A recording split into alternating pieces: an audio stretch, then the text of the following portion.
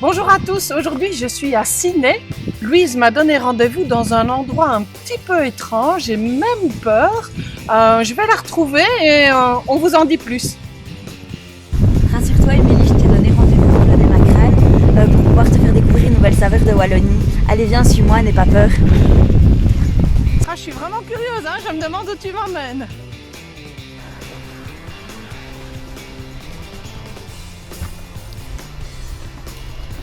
Bonjour Sylvie, bonjour Cédric. Bonjour Louise.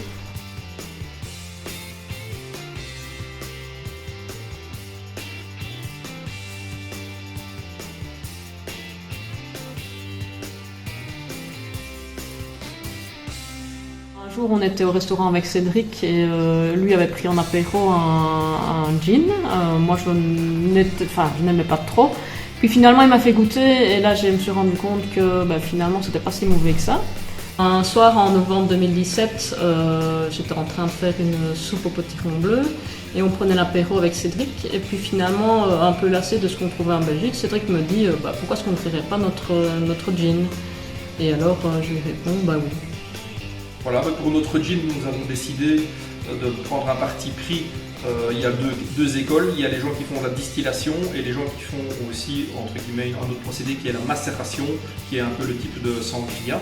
Donc voilà, nous on a voulu vraiment faire la vraie histoire du gin, donc c'est une distillation complète. Alors tous nos produits sont distillés, toute la gamme en triple distillation, c'est-à-dire que l'aliment n'est jamais en contact avec l'alcool. Donc c'est la vapeur d'alcool qui va entre guillemets passer dans chaque aliment et c'est comme ça qu'on va obtenir vraiment le goût vraiment plein fruits ou plein légumes ou épices en fonction de ce qu'on va distiller par rapport au produit.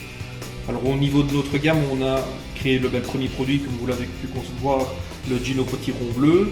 On s'est amusé avec ce gin de, entre guillemets, le mettre en barrel, donc qui est une étape supplémentaire d'affinage dans lequel on vient affiner le gin et faire un gin maturé. Et voilà, on a fait une édition collector qui était dans un coffret bois.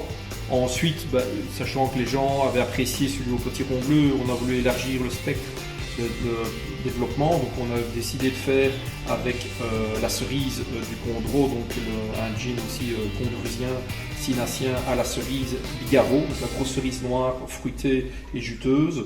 En déclinaison par après, on a fait également une liqueur, un gin liquoreux qui lui la particularité est à la fleur de Tagette Patula. Donc on va retrouver des expressions florales mais également de fruits, d'agrumes et tout ce qui est un petit peu fruits exotiques qui va ressortir en arrière-plan.